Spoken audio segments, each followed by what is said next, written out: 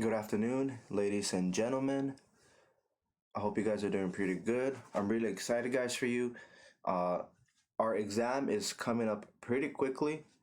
We're going to take our AP exam on mycollegeboard.org on May 12th at 3 p.m. So make sure you guys are logging into myapcollegeboard.org and that you guys are getting your username and that you guys are putting in your password. Because you guys will need access to get online so we can take our test. Some of you guys already have your username and your password, but for those of you who do not, make sure that you go to myapcollegeboard.org. This is the website.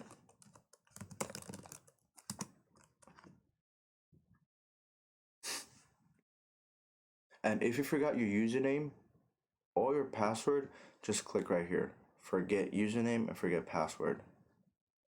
For your username, you just have to put in your email address. And most likely, you guys used your high school email address or use a personal email address. Once you type in your email address, just click on send. If you do know your username, but you don't remember the password, just click on forget password. So make sure you guys are logging into this website to myapcollegeboard.org.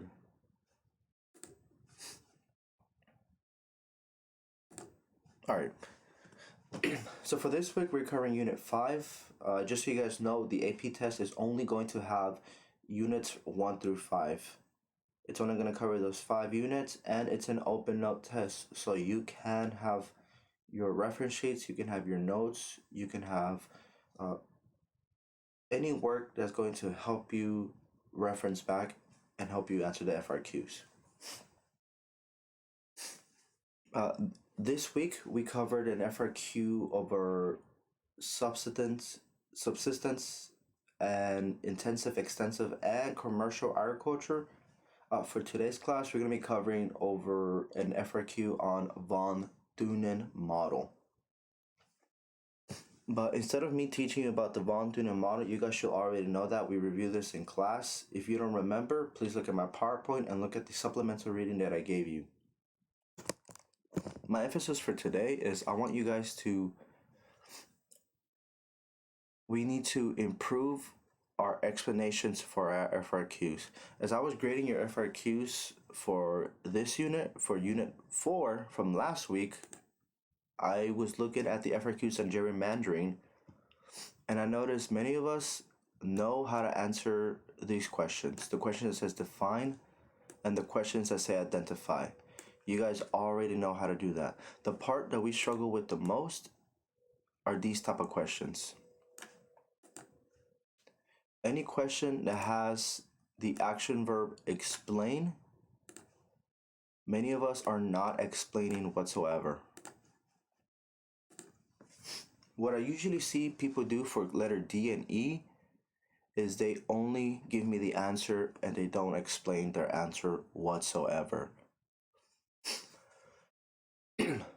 So for today's lesson, I'm just going to teach you how to improve your explanations for your FRQs so you guys can actually get points. Because as of right now, many of us will not get the points because we're just giving the answer, but we're not explaining. So I'm going to do a think aloud. I'm going to pretend to be you, and I want you guys to hear and see what I'm doing so you guys can improve your FRQs. So I'm going to be focusing on letter E. Just that one example so you guys can see what I'm doing. And I'm going to be typing this up. All right. So I'm going to pretend to be a student and I'm going to walk you through the process. Letter E. Explain one political consequence that could result from redistricting. What do I need to know? I know for this question, Mr. Benitez wants me to just mention one political consequence, not a social consequence, not an economic consequence. It has to be political. So I know when they say political, they talk about lawmaking, they talk about governments, and they talk they talk about governments. And then the word consequence, that lets me know that happens after. It's an effect. There's a cause, which is redistricting, and then there's an effect. So what are the political effects that could result from redistricting? So redistricting, I know that means that in a state of Texas or any state in the United States, like Texas or North Carolina, uh, the politicians who control that state, whether it's Democrats or Republicans, they have to redraw boundaries to represent the population. So I know in this case, we have politicians that have to redraw lines. So what happens when politicians redraw districts in their state? So I know Texas has 36 states, and politicians have to draw the districts, and they have to make sure that each district has the same amount of people. So politicians have to make this districts that take different shapes. Just like North Carolina, take a look here. Politicians created those internal districts. They had to redistrict every 10 years. Okay, so if I were to type this, I know I have to restate the question. That's a given.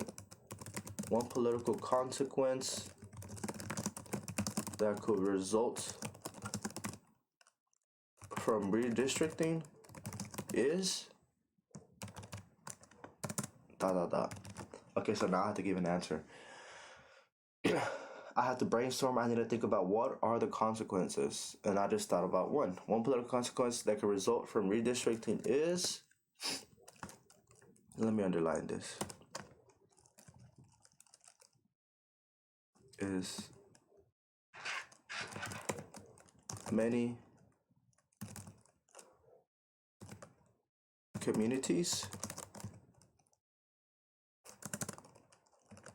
will not be represented equally. Period. Okay, good. So I gave my answer, but then what do I mean by that? I can't just stop right here. This is not an explanation. I'm just giving you an answer. So now I need to write the next part. I know I need to write at least 3 to 4 sentences, so I just wrote one. So I know I need to write 2 more.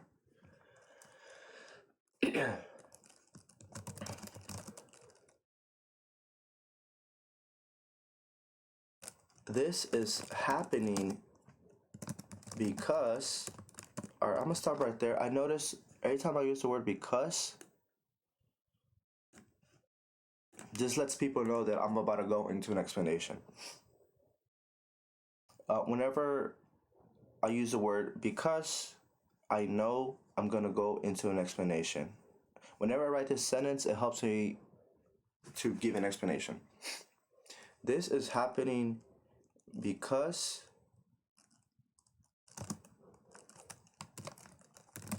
the politicians who are redistricting the boundaries, their primary motive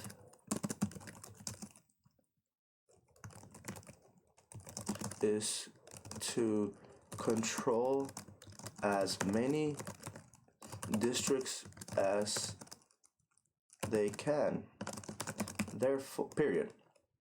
Okay, so what do I mean by that? I need to give a little bit more explanation. What do I mean that the politicians just care about getting more, controlling more districts? Therefore,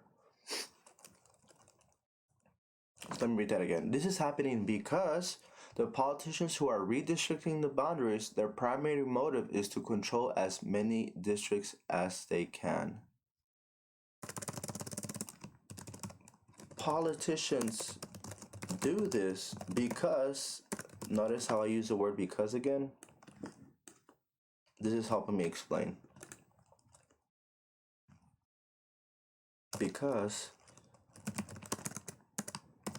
they want to stay in power. So when it comes to helping out the communities,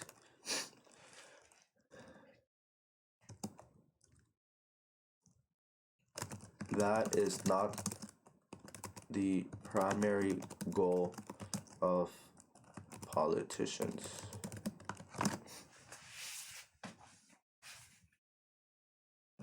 Let me go one more sentence. Politicians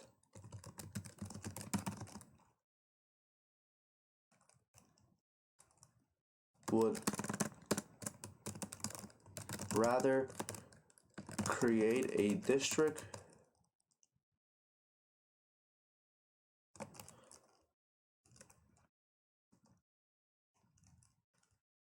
which creates abnormal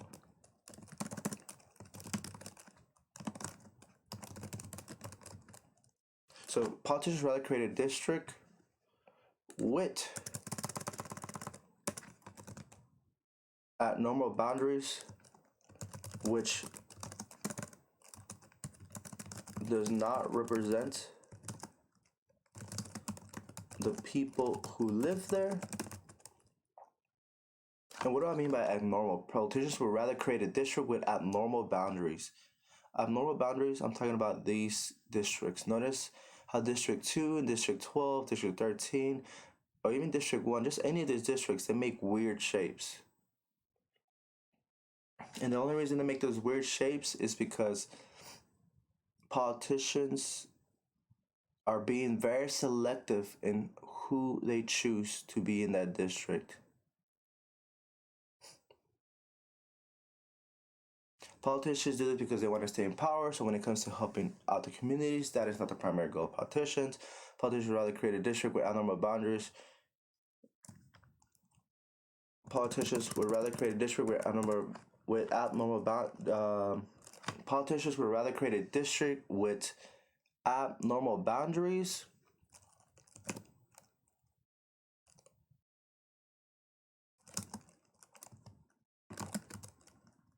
to break up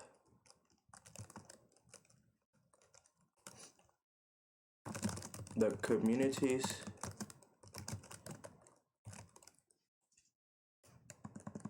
into districts where the majority rules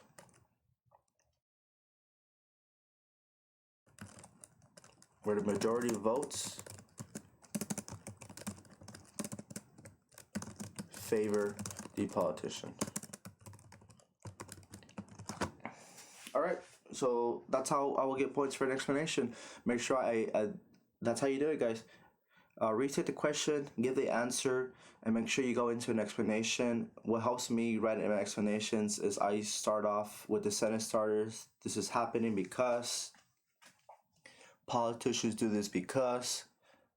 That helps me to think in explanation form. Let me show you two student examples. The first one's from Aaliyah.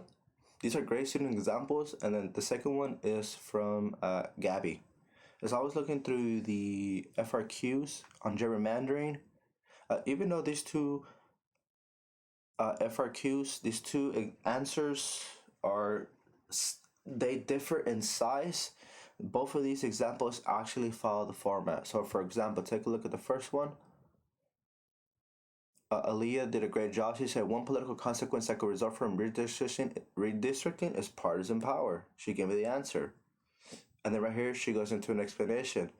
It's when the state governments often result in elections that straighten or weaken the power of a particular party. Technically, that's a description because she's describing what is partisan power. And then what happens with this partisan power? This creates. So this is causing. This is leading to the consequence.